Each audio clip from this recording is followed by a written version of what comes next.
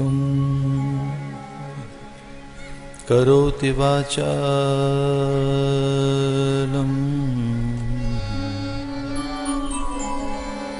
पंगुं लंघयते गिरिं यत्कृपातमहं वन्दे परमानन्दमाधवम्।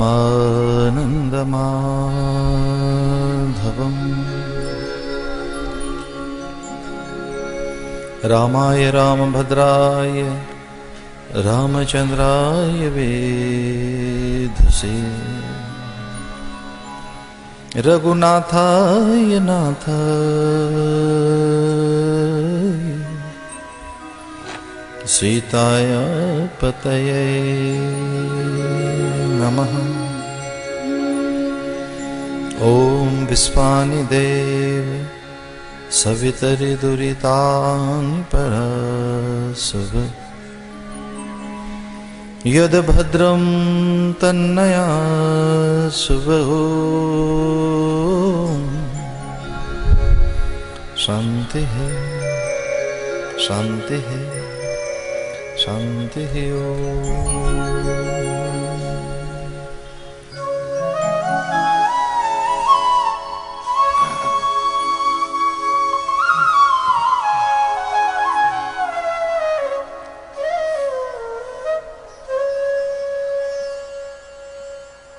प्रभु की कृपा से शस्य श्यामला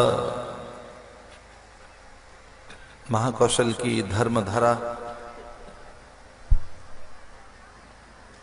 छपारा के इस हरितिमा प्रधान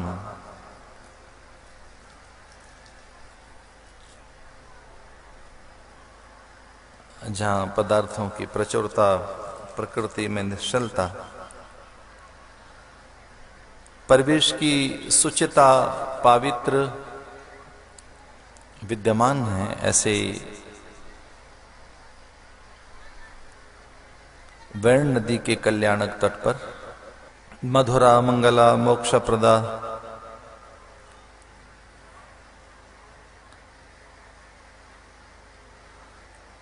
कलि कलुष विभंजनी मंगल करणी भ्रम भयहारिणी श्री राम कथा के पावन अनुष्ठान में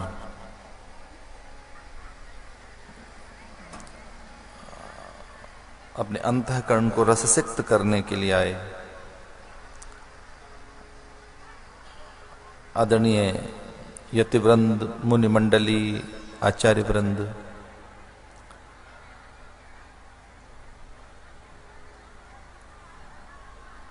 इस प्रदेश के नेता प्रतिपक्ष आदरणीय अजय सिंह राहुल भैया, आदरणीय अजय विश्नोई जी, अनेक आदरणीय विधायक गण,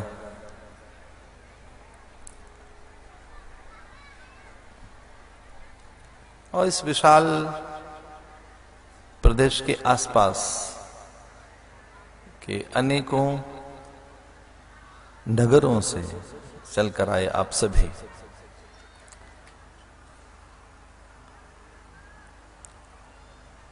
श्रेष्ठी गणमान्य साधक, विचारक, मुमुक्षु,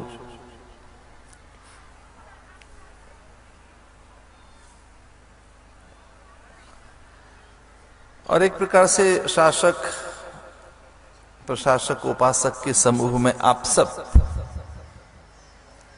के अंतःकरण की आस्था, आपका विश्वास, वे सद्गुण संस्कार जिसके वशीभूत आप यहां बैठे हैं, आपकी उस आस्था, दैवी संपदा, पारमार्थिकता के प्रति बहुत आदर के साथ प्रणाम करते हैं।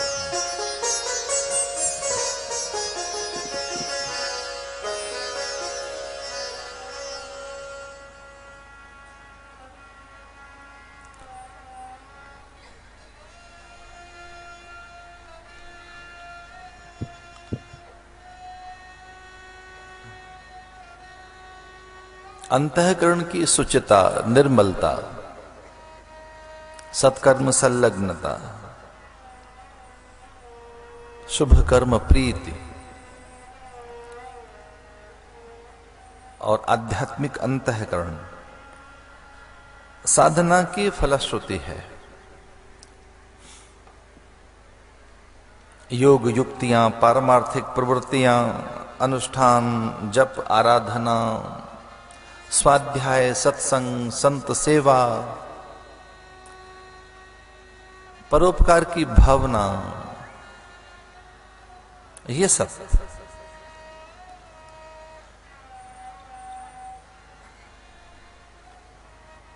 जिसे प्रदान करते हैं, इन सब का एक सामूहिक फल है अंतःकरण की पवित्रता।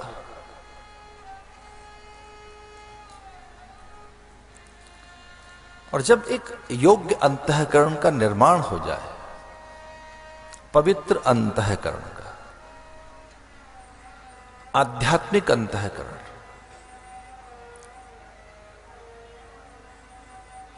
तब जीवन की सिद्धि में, सार्थकता में, जीवन की धन्यता में पहला साधन है। इसलिए सभी साधनाओं का सार है अंतःकरण निर्मल हो।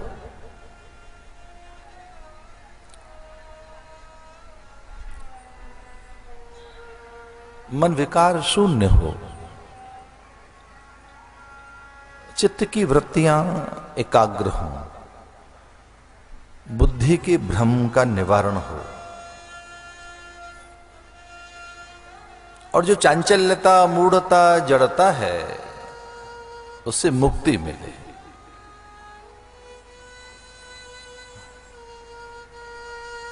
इसे भ्रम, संशय, जो अज्ञान जन्य अन्य द्वंद्व हैं, उनका निवारण एक बड़ी उपलब्धि है। तो जीवन की उपलब्धियों में, जो जीवन में प्राप्त है, उसमें श्रेष्ठतम कोई साधन है तो वह है अंतःकरण की निर्मलता।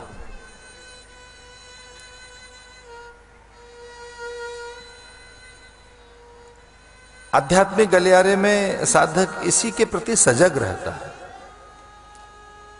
उसमें चौकन्नापन, सचेतता, जागरूकता, स्वयं के प्रति प्रतिबद्धता,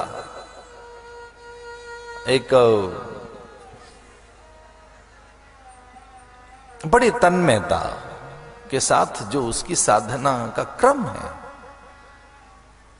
एक योग्य साधक का, वह है कि एक सही अंतःकरण बन जाए, उसके पास ठीक विचार रहे, उसकी सोच सही रहे, शुभ संकल्प रहे, एक स्वस्थ चिंतन रहे।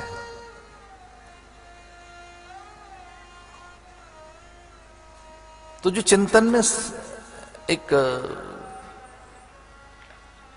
सृजनात्मक, रचनात्मक भाव है, वो बड़ी उपलब्धि है।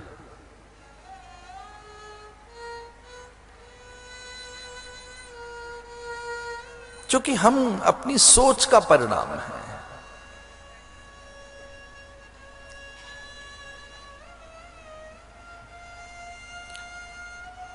मनुष्य विचारशील प्राणी है, चिंतनशील प्राणी है।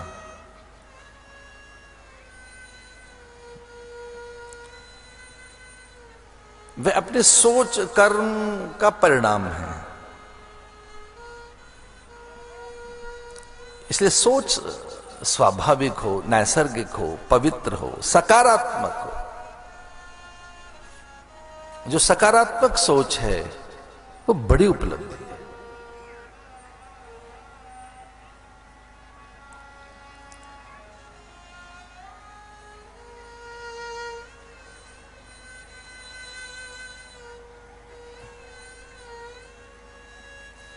तो जिनमें चिंतन की प्रखरता, एक स्पष्ट चिंतन, एक पारदर्शी जीवन, एक वैचारिक पावित्र रहता है, वो बड़े आनंद के अधिकारी है।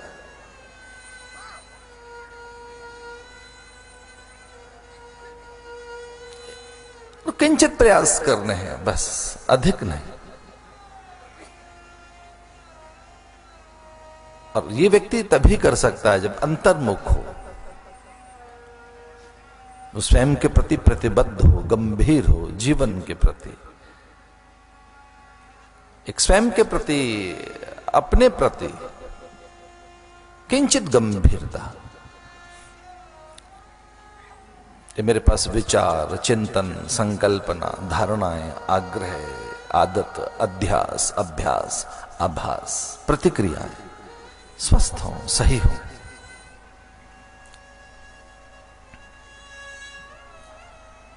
इसलिए आध्यात्मिकता का अर्थ है कि आप में एक सघन रूपांतरण, एक सही परिवर्तन, आमूलचूल परिवर्तन, जो आप हैं वो निकल कर आ सके।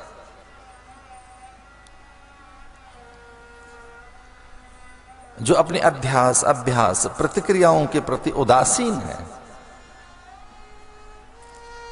जो अपने पूर्वाग्रहों से मुक्त नहीं हो सका, जो अपने अज्ञानजन्य अभाव, अवसाद, द्वंद्व, भय से मुक्त नहीं हो सका, वो जीवन के बड़े लाभ, बड़े आनंद से वंचित है।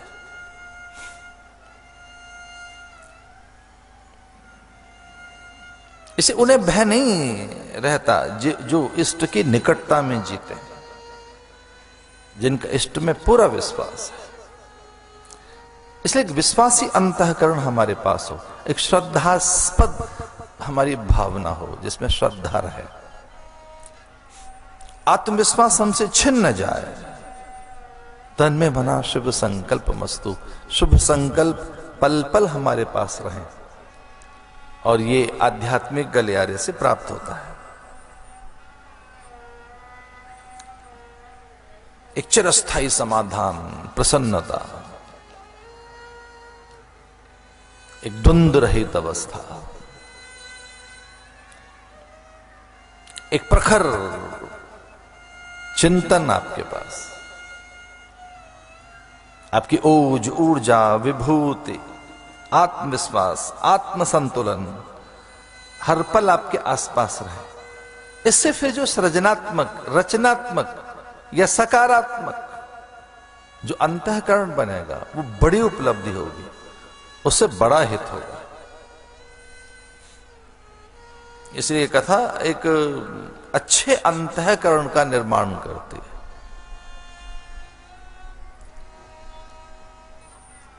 इसे आत्म उपचार भी कहा गया है,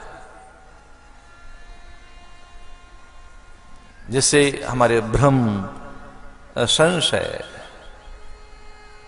और हमारे द्वंद्व शिथिल हो सके। इसे धन्य वही हैं जिन्होंने अपने मनोविकार जीत लिए हैं, वही जही हैं यहां जिन्होंने एक मन को अनुकूल कर लिया अपने लिए।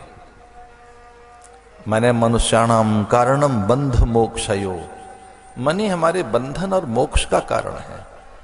तो जिन्होंने एक सही मन बना लिया है, सही मन करते हैं जिनके पास ठीक विचार रहते हैं, जिनके पास एक स्वस्थ चित्त है। चित्त की 5 स्थितियां बताई गई, क्षिप्त, विक्षिप्त, मूढ़, एकाग्र, निरुद्धावस्था। तो जिनके पास एक स्वस्थ चित्त है, जितना हम बाहर के लिए सजग हैं, चौकन्ने हैं, पदार्थ प्राप्ति के लिए, सुख सम्मान और सौंदर्य के लिए, सुख वांछाएं निरंतर बाहर हैं, उतने थोड़े सजग भीतर रहें कि चित्त हमारा सही रहे, उसकी वृत्तियां, वहां के संकल्प, बुद्धि में कोई भ्रम न हो। ये दो चीजें हर पल रहती हैं हमें, हे उपादेय, जो हे है उसका हम त्याग कर सकें, उपादेय ग्रहण कर सकें। तो जो ग्रहण करें वो सही हो, और निहार या निराकरण कर सकें जो सही नहीं है। सवितर दुनितानि परास, अंतःकरण में मलिनता, हेयता, असुचिता, अग्राह्य अवस्था बहुत देर तक न रहे। इसलिए कथा का ये फलादेश है, कथा की ये उपलब्धि है कि योग्य अंतःकरण इससे बनता है, एक बड़ी पात्रता का विकास होता है।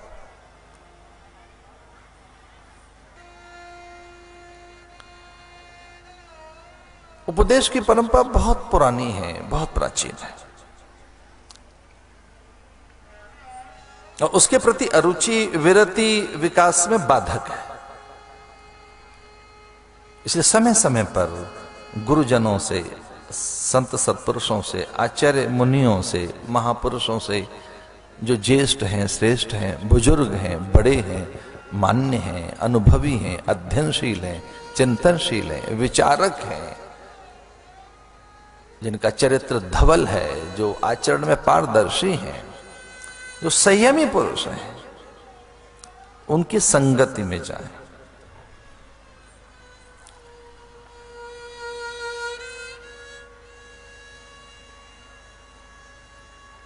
प्रार्थना के बाद का कुछ और अंतःकरण होता है, ये बात बापू ने कही।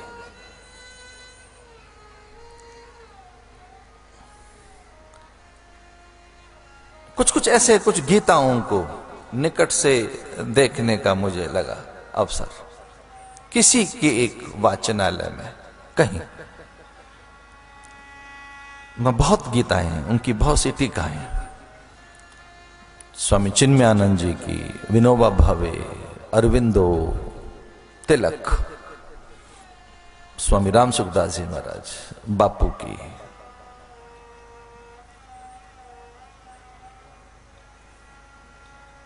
तिलक की गीता कर्मयोग की बात कहती है, चिन्मयानंद जी की वेदांत की ओर लाती है,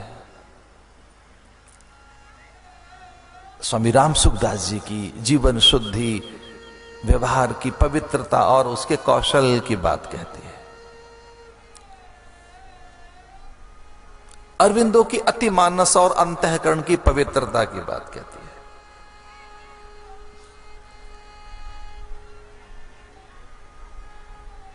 विनोबा आचरण पर अधिक बल देते हैं।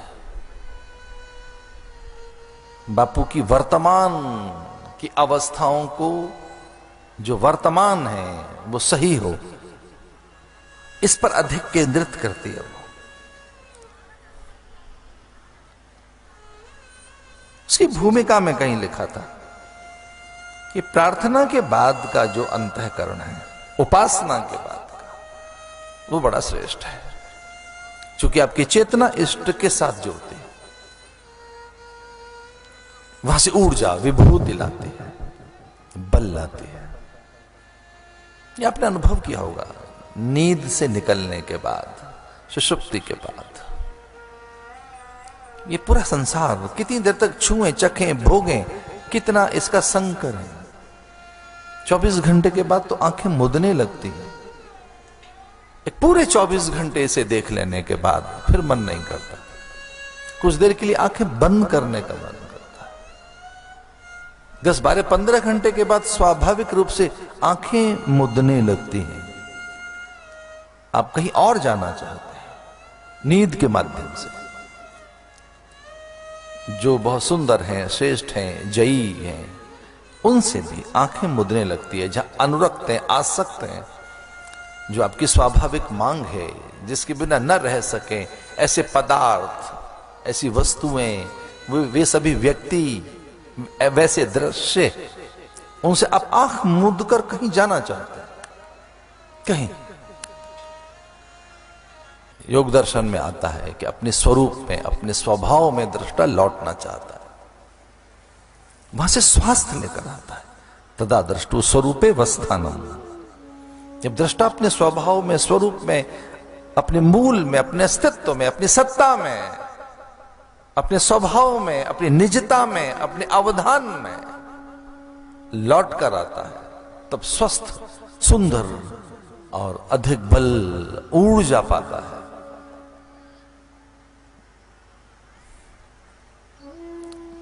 नींद के बाद जब सुषुप्ति में आप जाते हैं तब अधिक बल वहां से लाते हैं, और कहीं समाधि लगे, कहीं आपको एकाग्रता हाथ लग जाए तो बड़ा बल हाथ लग गया।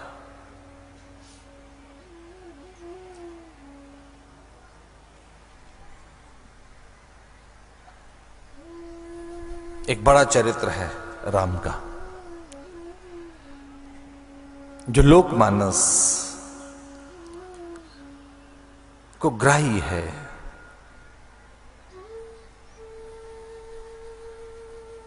ये राष्ट्र का चरित्र है।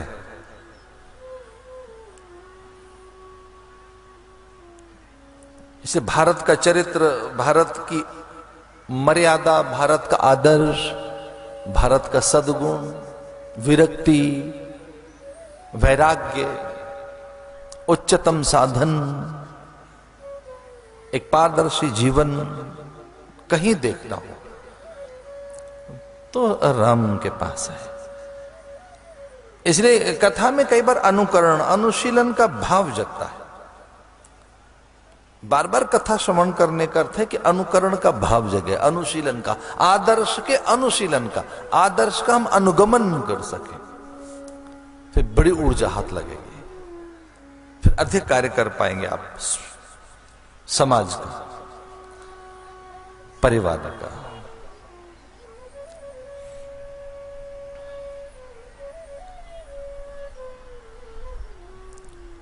आरंभ में कहते हैं चतुरानन ने भी हरि से उपदेश की प्राप्ति की।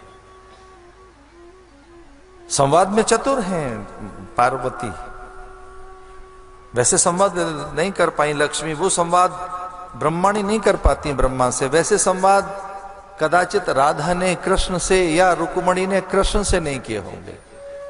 ये ऐसे संवाद सीता और राम के भी नहीं मिलते जो संवाद पार्वती और शिव में है। पार्वती पूछना जानती हैं, प्रश्न करना जानती हैं, वो संवाद करना जानते हैं, कुरेद कर, बड़े कुतूहल के साथ, जिज्ञासा के साथ, मुमुक्षु होकर, सत्य पिपासु होकर, जिज्ञासु होकर पूछ लेते हैं। ये बड़ी बात है, एक इस पर ध्यान जाना चाहिए आपका कि जितने जितने प्रसंग पार्वती और शिव के हैं किसी के नहीं। इस प्रश्न करने में बड़े निपुण हैं, प्रश्न करने में, और प्रश्न उनके स्वयं के लिए नहीं, लोक के लिए हैं, जगती के लिए हैं, जैव जगत के लिए हैं, प्राणी के हित के लिए हैं। रामायण में से कई कई विधाएं निकलती हैं। जिज्ञासु, मुमुक्षु, विचारक, मनीषी, त्यागी, योद्धा, दार्शनिक, कृषक कैसे बने, योगी कैसा हो, शिष्य कैसा हो, साधक कैसा हो, गुरु कैसा हो, शासक कैसा हो, उपासक कैसा हो, प्रशासक कैसा हो, गुप्तचर कैसा हो, अनुचर कैसे हो, चालक कैसा हो। एक चरित्र प्रधान। लेकिन मैं निवेदन करना चाहूंगा कि जो अनुसरण कर रहे हैं, जो श्रवण कर रहे हैं विधि पूर्वक, उन्हें निसंदेह लाभ होता है। इसे साधन में जो पहला साधन है वो श्रवण है। हमारी संस्कृति में 6 दर्शन हैं और 6 के 6 दर्शन पूरे श्रवण की बात करते हैं। वो न्याय हो, सांख्य, वैशेषिक है, मीमांसाएं, पूर्व उत्तर मीमांसाएं अथवा योग, ये 6 फिलॉसफी हमारी है। यूं तो और भी अन्य दर्शन है, कई 12 दर्शन। बहुत अधिक बात न कहकर कुछ आस्तिक दर्शन, कुछ नास्तिक दर्शन। फिलॉसफी भी 2 तरह की है, एक आस्तिक दर्शन, एक नास्तिक दर्शन। जितनी फिलॉसफी है, जितने दर्शन हैं, उनमें एक साधन सबसे बड़ा बताया गया, पहला साधन, और वह श्रवण, जिसे अनुगमन, अनुशीलन, अनुसरण की प्रवृत्ति पैदा होगी, वह श्रवण, सुना जाए। और ये बड़ी बात है कि हम ठीक ढंग से सुन लें।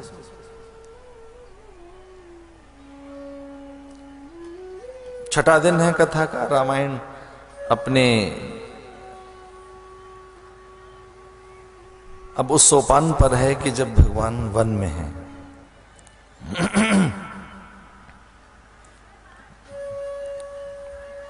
कब किसने ये बात कही ध्यान नहीं, पर मुझे बहुत अच्छी लगी कि राम बन गए तो बन गए, राम वन में गए तो बन गए।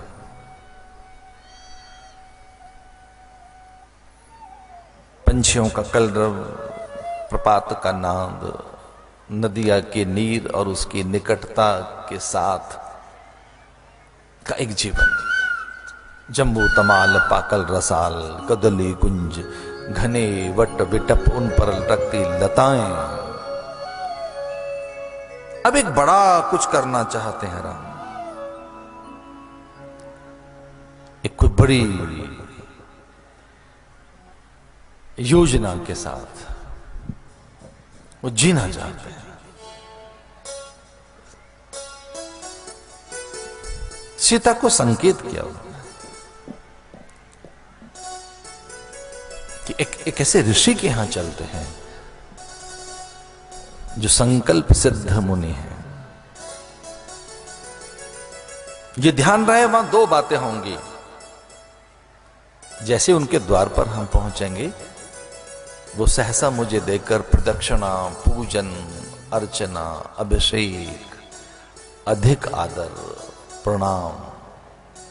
हो सकता है कि वो बार बार परिक्रमा मेरी करते रहे। भावुक बनकर ऋषि है वो, मुझे देखकर रोक नहीं पाएंगे। जो कुछ उनके हाथ में होगा सब अर्पण कर देंगे। वो पूजन, प्रार्थना, प्रणाम, प्रदक्षिणा में निपुण है। हो सकता है कि मेरे पैरों की धूल से अपना अभिषेक कर लें, लौट जाए मेरे पैरों में। पर आपको सावधान रहना है। इससे पहले कि वो ऐसा करें, आप उनकी भारिया के चरणों में बैठ जाना। ऋषि क्या करता है इस पर ध्यान मत देना। उनकी पत्नी के निकट बैठ जाना, सुन लेना बस उनको एक बार। ज्येष्ठ जनों के पास जाकर सुन लो एक बार उनको। उनके पास अध्ययन, चिंतन, अनुभव का कोश होता है। इसे जिस ऋषि के पास हम जा रहे हैं वहां सुन लेना उसे। वो उपदेश में निपुण महिला है। जिसके हम जा रहे हैं वो मुष्टिक प्रहार कर गंगा को भी प्रकट कर देते। त्रिदेव परीक्षा में वो दुधमुहा बच्चा बना लेती है। तो भारत की नारी है भी ऐसी कि वो अपने संयम से, शील से, पातिव्रत धर्म से, अपनी स्वाभाविकता से, काल के गालमे से भी प्राण छीन लाए अपने पति के। चौंकाने वाली बात तो यह कि उसके कोई व्रत नहीं बने अपने लिए। जो भगनियों के व्रत हैं, जो माताओं के व्रत हैं, वो स्वयं के लिए नहीं है। कोई व्रत उनके लिए नहीं बना है। वो कर्क चतुर्थी का व्रत है तो पति के लिए, सूर्य षष्ठी का व्रत है तो परिजनों के लिए है, वो भाई दूज है तो भैया के लिए है, वो अहोई अष्टमी है तो पुत्र के लिए है। एक व्रत नहीं है उसके लिए अपना। उसके जितने भी श्रृंगार और उपचार हैं वो दूसरों के लिए, कुछ पति के लिए, पुत्र के लिए, भ्राता के लिए, पिता के लिए, परिजनों के लिए। एक भी व्रत उसके लिए नहीं बना है। एक भी व्रत प्रतिपदा, द्वितीया, तृतीया, चतुर्थी, शुक्ल पक्ष की जो प्रतिपदा का व्रत है, जो पहला व्रत है उसका, वो परंपरा के रक्षण के लिए है। द्वितीया यम द्वितीया का व्रत भाई के लिए है। कज्जली तृतीया, तृतीया सिंधारा तीज का व्रत वो उभय पक्ष के लिए है, इस कुल और पीछे के कुल के लिए। चतुर्थी पति की रक्षा के लिए। पंचमी ज्ञान वृद्धि के लिए, विचार शुद्धि के लिए। षष्ठी सूर्य से तेज मांगकर परिवार में यश वृद्धि के लिए। सप्तमी अचला सप्तमी पार्वती से सौभाग्य मांगने के लिए कि पति की और अधिक आयु हो, रोग निवारण हो। अष्टमी आत्मबल के लिए कि वो परिवार के अभाव से लड़ सके। नवमी वो कई नवमी है, कई अक्षय नवमी, घर में अक्षय कोष रहे। दशमी दशहरा, पाप मुक्त होकर, रोग मुक्त होकर मैं अपनी ऊर्जा को जगा सकूं परिवार के लिए। एकादशी स्वभावतः बहनों का व्रत। द्वादशी वामन द्वादशी, घर में वैभव रहे। त्रयोदशी प्रदोषता, अंतःकरण में कोई दोष न रहे। चतुर्दशी रूप चौदस, मेरी सब चीजें सुंदर हों दूसरों के लिए। पूर्णिमा अमावस्या।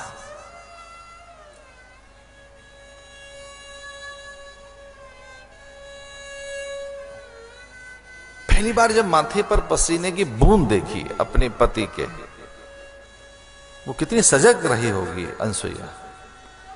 जब पहली बार माथे पर पसीने की बूंद देखी तो पूछा अपने पति से कि पसीना उन्हें अधिक आता है जो रोग ग्रसित होते हैं, श्रमित होते हैं, थकित होते हैं, क्लांत होते हैं, ऊर्जा का क्षय हो गया है, शरीर के बल का प्रयोग लगा है, या देह में चेतना कहीं अटकी हुई है, उन्हीं को तो पसीना आता है। जो श्रमिक हैं, जो थक रहे हैं, जो क्लांत हैं, जो देह से जुड़े हैं, या कोई रोग है, या कोई उदर विकृति है, या कहीं कोई भय है। ये बड़ी बात है, इसको योगियों को प्राय पसीना नहीं आता। और वैसे पसीना अच्छी चीज है। कुछ लोग तो वहां जाते हैं भाप के चैम्बर में कि एक बार पसीना आ जाए, क्योंकि वैसे तो पसीना आ नहीं सकता, तो वैसे तो आ नहीं रहा है तो कहां जाएं। तो चलो सोना बाथ लेने चले, वहां चले। पर इसका संबंध है चिंतन से। हाथों में गीलापन आ जाना, पसीना सा जाना, आंखों में अश्रु आ जाना, अकारण कोई अंदर आर्द्रता है, भय आए, इसका चिंतन से संबंध है। आर्द्रता का, गीलेपन का, जो देह में से गीलापन है कि हथेलियां भीग सी जाए, माथे पर पसीना सा आ जाए, इसका कहीं चिंतन से संबंध है। इसका बहुत गहरा संबंध संकल्प से है, विचार से बड़ा संबंध है। अश्रुओं का, पसीने का, आर्द्रता का। वो अपने पति के माथे पर अकारण आया हुआ पसीना देखकर पूछती है कि ये क्या है। अत्रि ने कहा कि अब गंगा बहुत दूर है, थकान हो जाती है। नित्य का नियम है कि गंगा स्नान, गंगा जलपान, गंगा के तट पर पूजन, संध्या वंदन, इष्ट की प्रार्थना, समाधि का अभ्यास। अब देर हो जाती है, बहुत दूर है गंगा। और तब वो धरती में घूंसा मारकर, एक मुष्टिक प्रहार कर, ये कहकर कि अगर मेरे सारे नियम, व्रत, उपवास सही रहे हैं तो हे गंगे यहां से निकल, धरती में घूंसा मारती है और गंगा वहीं प्रकट हो जाती है। ये भारत की ऐसी है नारियां। वो कहती है गंगा एक पवित्रता है, वो यहां से निकलेगी। अब आपको दूर नहीं जाना पड़ेगा।